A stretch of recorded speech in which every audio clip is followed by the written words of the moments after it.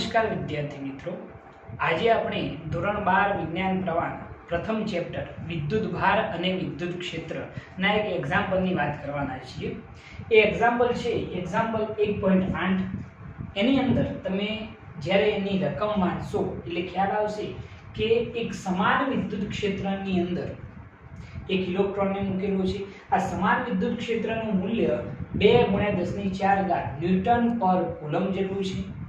આ જે વિદ્યુત ક્ષેત્ર છે જે ધનથી ઋણ તરફ બતાવેલું છે, બરોબર। આકૃતિ આપણને આપેલી છે, એની અંદર વિદ્યુત ક્ષેત્ર આપણને કઈ તરફથી કઈ તરફ, ધનથી ઋણ તરફ બતાવેલું છે।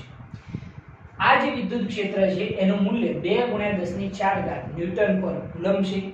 હવે આ વિદ્યુત ક્ષેત્રની અંદર 1.5 સેન્ટીમીટર અંતરેથી જો ઇલેક્ટ્રોનને મુક્ત પતન કરાવવામાં આવે તો એને મુક્ત પતન કરતો લાગતો સમય આપણે શોધવાનો છે, બરોબર છે।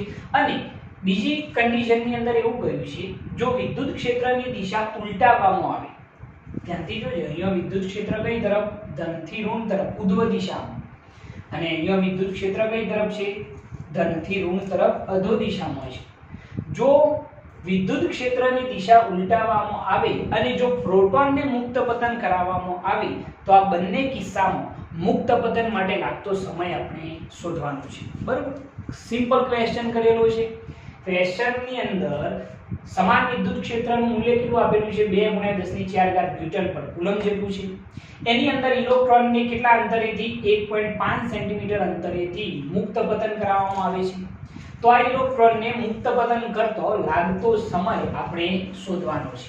તો સમય ઈઝીલી મળી જશે। જરા જોજો કે અહીંયા સમાન વિદ્યુત ક્ષેત્ર ધનથી કઈ તરફ છે, ઋણ તરફ, ઉધ્વ દિશામાં છે।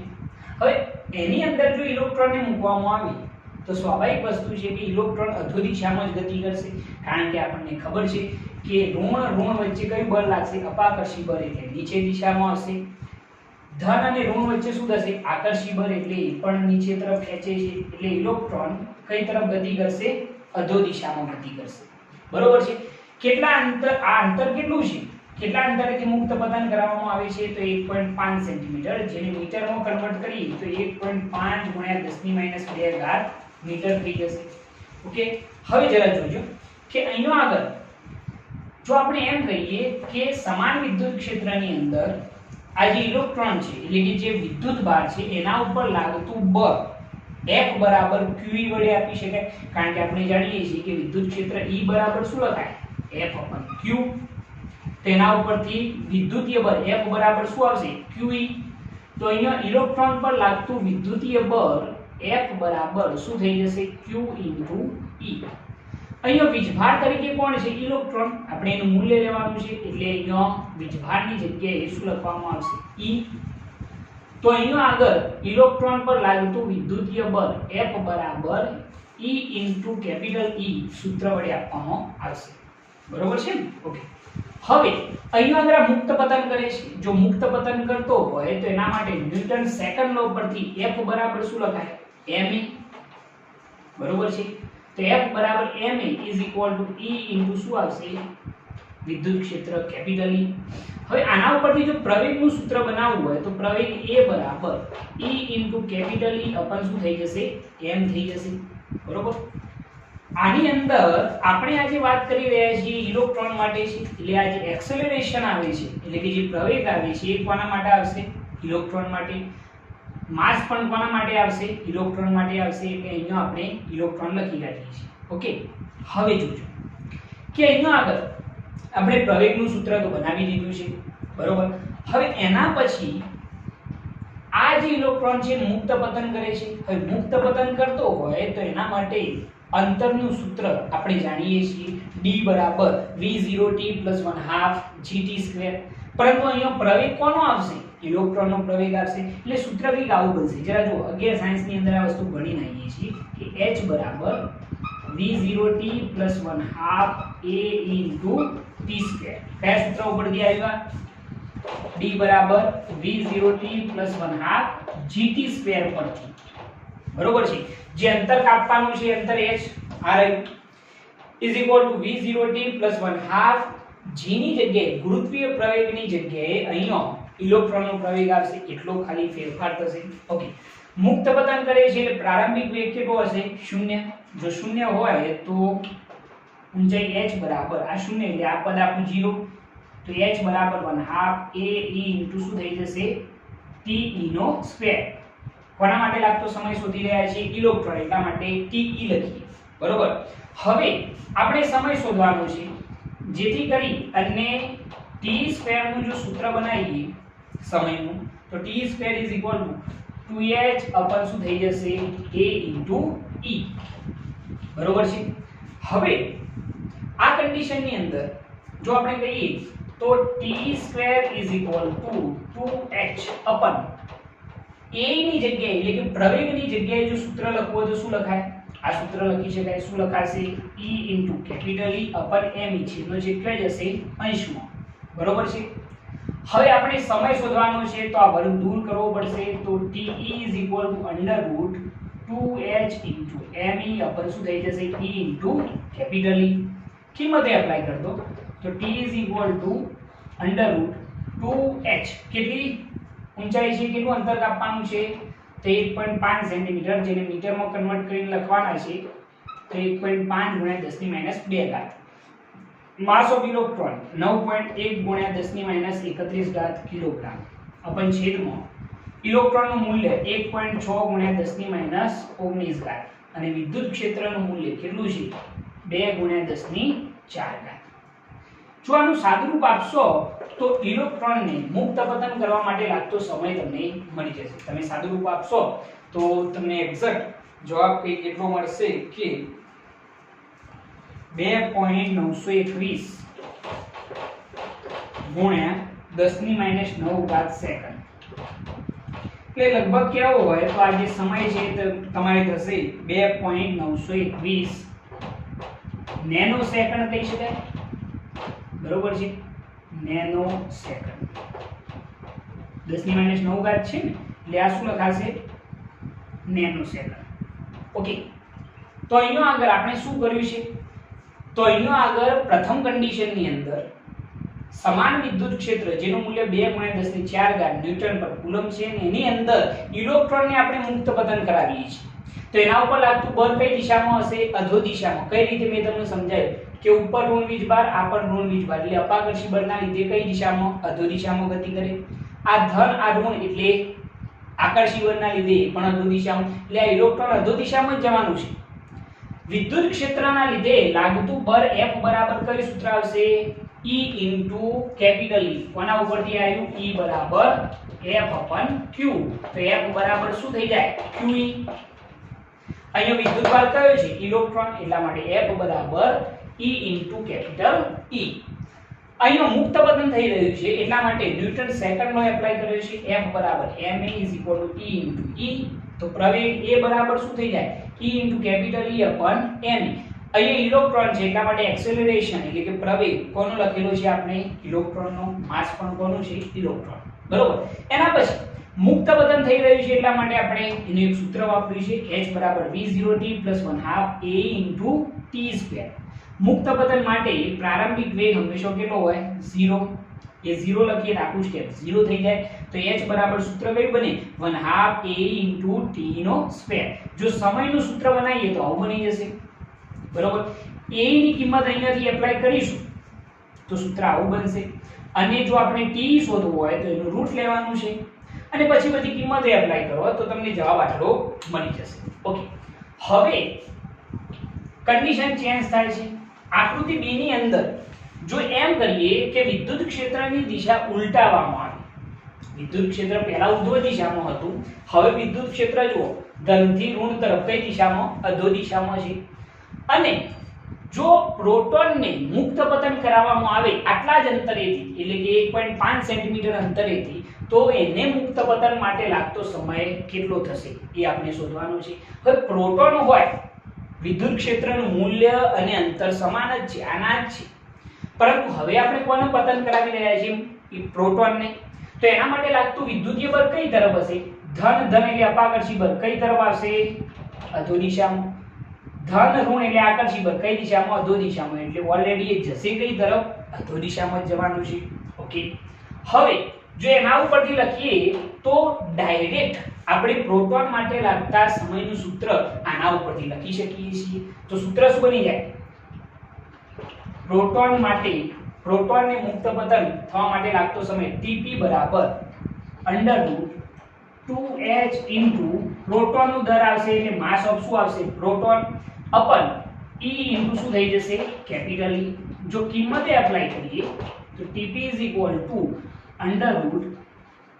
ગુણ્યા h ની કિંમત ઊંચાઈ કેટલી છે? 1.5 સેન્ટીમીટર, 1.5 ગુણ્યા 10⁻² ગુણ્યા માસ ઓફ પ્રોટોન 1.67 ગુણ્યા 10⁻27 અપન છેદમાં ઇલેક્ટ્રોનનું મૂલ્ય 1.6 ગુણ્યા 10⁻19 અને વિદ્યુત ક્ષેત્રનું મૂલ્ય 2 ગુણ્યા 10⁴. જો તમે સાદું રૂપ આપશો તો પ્રોટોન માટે લાગતો સમય તમને મળી જશે, બરોબર છે? એ સમય તમને મળશે 1.3 ગુણ્યા 10⁻7 સેકન્ડ, બરોબર છે? આને લખવાથી આ રીતે લખાય Tp બરાબર 0.13 ગુણ્યા 10⁻6 સેકન્ડ. 10⁻6 એટલે માઇક્રો સેકન્ડ કહેવાય. 0.13 માઇક્રો સેકન્ડ, બરોબર છે? ઓકે. હવે આપણે આ બંને જે ઇલેક્ટ્રોન અથવા તો પ્રોટોન છે એ બંને કન્ડિશનની અંદર જો મુક્ત પતન કરતા હોય તો એના માટે અમને કેટલો સમય લાગશે એ સમય આપણે શોધી કાઢ્યો છે. હવે સમય શોધ્યા પછી આપણે એ દર્શાવવાનું છે કે ગુરુત્વની અસર હેઠળ મુક્ત પતન સાથેનો તફાવત લખો. તો તફાવત શું થશે એ જરા જોજો. તો કોઈ પણ પદાર્થ જો ગુરુત્વાકર્ષી બળની અસર હેઠળ મુક્ત પતન પામતો હોય તો શું થાય? સમજી લો કે હું તમને એમ કહું કે કોઈ પક્ષીનું પીંછું છે, એને આપણે સમજી લો કે કોઈ અમુક ઊંચાઈ પરથી 100 ફૂટ ઊંચાઈ પરથી જો એને મુક્ત પતન કરાવીએ તો એને જમીન સુધી પહોંચતો જે સમય લાગશે એ તમારે નોંધવાનું છે. અને પછી સમજી લો કે 10 કિલોગ્રામનો પથ્થર છે, એને એટલા જ ઊંચાઈ પરથી જો મુક્ત પતન કરાવવામાં આવે તો એને કેટલો સમય લાગશે? તો તમે નોંધશો કે જેનું દર વધુ હોય એ ઝડપથી નીચે પહોંચી જશે. એટલે કે જેનું દર વધુ એ ઝડપથી પૃથ્વીની સપાટી સુધી પહોંચી જાય છે, અને જેનું દર ઓછું એને સમય કેવો લાગશે? વધુ લાગશે. પીંછું જે છે એને જમીન સુધી પહોંચતો સમય વધુ લાગશે, બરોબર છે? તો એક વસ્તુ આપણે નોંધી શકીએ કે ગુરુત્વાકર્ષી બળની અસર હેઠળ જેનું દર ઓછું હોય એને મુક્ત પતન માટે લાગતો સમય કેવો હોય? વધુ હોય. અને જેનું દર વધુ હોય એને મુક્ત પતન માટે લાગતો સમય કેવો હોય? ઓછો હોય. પરંતુ અહીંયા એના કરતા બિલકુલ ઉલટી પરિસ્થિતિ છે, બરોબર? આની અંદર આપણે જાણીએ છીએ કે ઇલેક્ટ્રોનને મુક્ત પતન કરતો કેટલો સમય લાગે? 2.921 નેનોસેકન્ડ, બરોબર છે? અને આને કેટલો, પ્રોટોનને કેટલો સમય લાગ્યો? 0.13 માઇક્રોસેકન્ડ. મતલબ કે પ્રોટોનનું જે દર છે એ ઇલેક્ટ્રોન કરતો કેવું છે? વધુ છે. પ્રોટોનનું દર કેવું? ઇલેક્ટ્રોન કરતો વધુ છે, અને એને લાગતો સમય કેવો થાય છે? વધુ થાય છે. પેલા કરતો બિલકુલ વિપરીત કન્ડિશન છે, બરોબર? કે જેનું દર વધુ હોય, જો ગુરુત્વાકર્ષી બળની વાત કરીએ તો જેનું દર વધુ એને સમય કેવો લાગે? ઓછો લાગે. પરંતુ અહીંયા શું થાય છે? જેનું દર વધુ છે, પ્રોટોનનું દર વધુ છે, તો એને મુક્ત પતન માટે લાગતો સમય કેવો છે? વધુ છે, બરોબર? ગુરુત્વાકર્ષી બળની અંદર શું થાય? જેનું દર વધુ એને મુક્ત પતન માટે લાગતો સમય ઓછો થશે. પરંતુ અહીંયા દર જેનું વધુ છે એને સમય કેવો લાગે છે? વધુ લાગે છે. તમે ધ્યાનથી જો, આ કેટલા છે? 2.921 નેનોસેકન્ડ, 10⁻9 અને અહીંયા 0.13 ગુણ્યા 10⁻6 એટલે કે 0.13 માઇક્રોસેકન્ડ. એટલે કે આના કરતા આનું મૂલ્ય કેવું? વધુ છે, બરોબર? તો આના ઉપરથી એ વસ્તુ ખબર પડે છે કે આ જે કન્ડિશન છે એ ગુરુત્વાકર્ષી બળની અંદર મુક્ત પતનની પરિસ્થિતિ કરતો બિલકુલ વિપરીત છે. અહીંયા જો એ પોઈન્ટ લખવું હોય તો આપણે લખી શકીએ છીએ કે અહીં જરા જોજો, આપણે અહીંયા લખવું એવું લખી શકાય કે અહીં ગુરુત્વાકર્ષી બળની અસર હેઠળ થતા મુક્ત પતન કરતો પરિસ્થિતિ કેવી છે? વિપરીત છે. જેનું દર વધુ છે એને સમય વધુ લાગે છે. ગુરુત્વાકર્ષી બળમાં એવું થાય નહીં. જેનું દર વધુ હોય એ ઝડપથી નીચે જતો રહેશે. બરોબર છે? એટલે એના કરતા પરિસ્થિતિ બિલકુલ કેવી છે? વિપરીત છે, એવું કહી શકાય. એના પછી બીજી કન્ડિશન એ લખી શકાય કે જો કદાચ આપણે લખવું હોય તો આપણે એમ લખી શકીએ છીએ કે અહીંયા આગળ જે પ્રોટોનનું આપણે સૂત્ર બનાવ્યું હતું કે પ્રોટોન A * E બરાબર સૂત્ર શું બનાવ્યું હતું? યાદ હોય તો તમને કે આપણે કંઈક આવું કર્યું હતું કે F બરાબર E * E, તો Ma બરાબર E * કેપિટલ E, તો A બરાબર E * E अपन શું થાય? M. તો એના ઉપરથી લખવું હોય તો પ્રોટોનનો પ્રવેગ ઇલેક્ટ્રોનનો પણ શોધી શકાય, પરંતુ આપણે પ્રોટોનનો શોધીએ. બરોબર?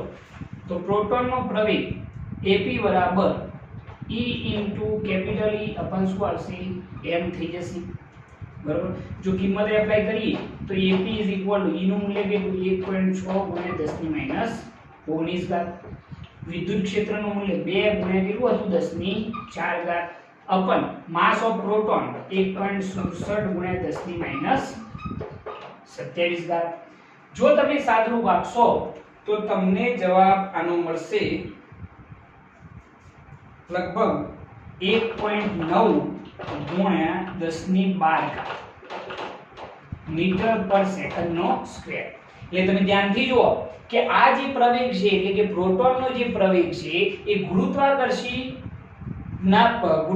બળના પ્રવેગ કરતો અત્યંત કેવો છે? મોટો છે. આપણને ખ્યાલ છે કે ગુરુત્વાકર્ષી પ્રવેગ કેટલો હોય? G બરાબર 9.8 મીટર પર સેકન્ડ નો સ્ક્વેર.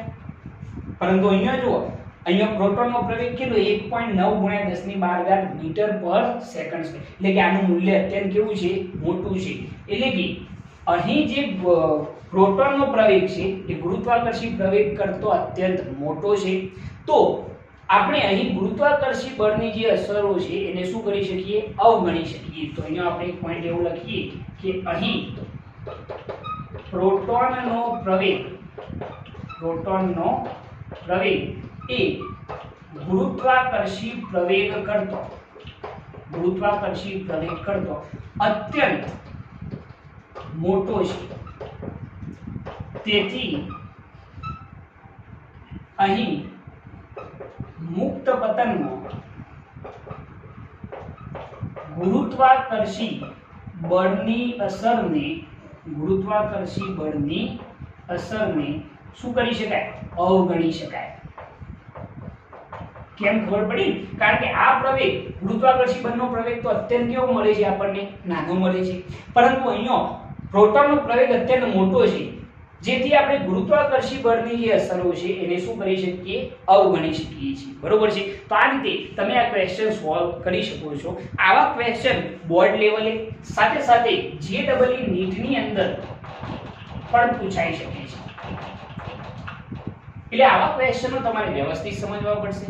બરોબર છે? આની અંદર બીજો કોઈ કોન્સેપ્ટ નથી, સરળતાથી તમે સોલ્વ કરી શકશો. ઓકે, જો તમને અમારી આ ચેનલ પસંદ આવતી હોય તો અમારી આ ચેનલને લાઈક કરો, શેર કરો, સબસ્ક્રાઇબ કરો અને બેલ આઇકન સ્ટાર્ટ કરો, જેથી અમારા આવનારા વિડીયો તમને મળતા રહે. જય હિન્દ.